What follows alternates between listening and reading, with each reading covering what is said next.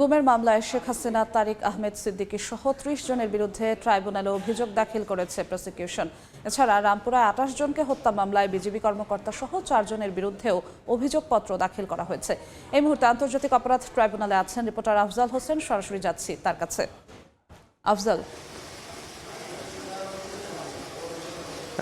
আজকে আন্তর্জাতিক অপরাধ ট্রাইব্যুনালের ৩টি মামলায় আনুষ্ঠানিক অভিযোগ, সাধারণ ভাষায় যাকে আমরা চার্জশিট বলে থাকি, সেটি দাখিল করা হচ্ছে। এর মধ্যে ২টি মামলা হচ্ছে গুমের মামলা এবং আওয়ামী লীগের আমলে যে গুমগুলো হয়েছিল, গুম করে নির্যাতন করা হয়েছিল টিএফআই সেলে, তার একটি মামলা। সেই মামলায় প্রধান আসামি করা হয়েছে শেখ হাসিনা এবং শেখ হাসিনার যে নিরাপত্তা উপদেষ্টা ছিলেন তারেক আহমেদ সিদ্দিকী সহ ১৭ জনকে। এবং এই মামলায় ৫টি অভিযোগ আনা হয়েছে। এটি হচ্ছে টিএফআই সেলে নিয়ে গিয়ে গুম করে নির্যাতন করা বা গুম করে রাখা। আরেকটি গুমের মামলা, সেটি হচ্ছে জেআইসি সেল, অর্থাৎ জয়েন্ট ইন্টারোগেশন সেলে নিয়ে গিয়ে গুম করে রাখা, নির্যাতন করা।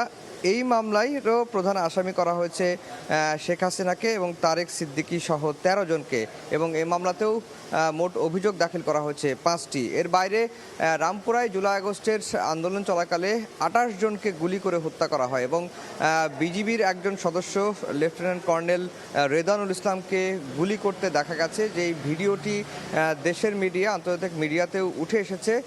তাকে সহ, অর্থাৎ রামপুরায় ২৮ জনকে হত্যার ঘটনায় যে মামলা, সেই মামলায় রেদওয়ানুল ইসলাম সহ ৪ জনকে অভিযুক্ত করে আনুষ্ঠানিক অভিযোগ আজকে ট্রাইব্যুনালের প্রসিকিউশনে দাখিল করা হয়েছে। আর আজকে গুমের মামলার যেহেতু আনুষ্ঠানিক অভিযোগ দাখিল করা হবে, এটি আমরা আগে থেকেই জানতাম এবং এটা দেখেছি যে অনেক গুম পরিবারের সদস্যরাও কিন্তু আন্তর্জাতিক অপরাধ ট্রাইব্যুনালে এসেছেন এবং তারাও খোঁজ খবর নিচ্ছেন এবং যারা অনেকেই গুমের শিকার যারা হয়েছিলেন তারাও এসেছেন। আমরা দেখেছি যে বিএনপির স্থায়ী কমিটির সদস্য প্রয়াত সালাউদ্দিন কাদের চৌধুরীর পরিবার এসেছেন। হুমাম কাদের চৌধুরী, তিনি গুম ছিলেন, তিনিও কিন্তু ট্রাইব্যুনালে আজকে এসেছেন এবং তিনি শুরু থেকে যেটি বলেছিলেন যে ট্রাইব্যুনালে তিনি অভিযোগ দিবেন না, কিন্তু আমরা যতটুকু জানতে পেরেছি তিনিও তার যে গুমের ঘটনায় তিনি আন্তর্জাতিক অপরাধ ট্রাইব্যুনালে তদন্ত সংস্থায় অভিযোগ দিয়েছেন এবং সাবেক কয়েকজন সেনা কর্মকর্তা যারা গুমের শিকার হয়েছিলেন তারাও কিন্তু আজকে আন্তর্জাতিক অপরাধ ট্রাইব্যুনালে এসেছেন। তো এর বাইরে আজকে শেখ হাসিনার মামলা তদন্ত কর্মকর্তা জেরার দিন ধার্য রয়েছে এবং আশুলিয়ায় ৬ মরদেহ পোড়ানোর মামলার যে সাক্ষ্য গ্রহণ, সেটির দিন ধার্য রয়েছে, সেটি কিছুক্ষণের মধ্যে শুরু হবে। এই ছিল আন্তর্জাতিক অপরাধ ট্রাইব্যুনাল থেকে আমার কাছে সবশেষ খবর। আন্তর্জাতিক অপরাধ ট্রাইব্যুনাল থেকে যুক্ত হয়েছিলেন সহকর্মী আফজাল হোসেন।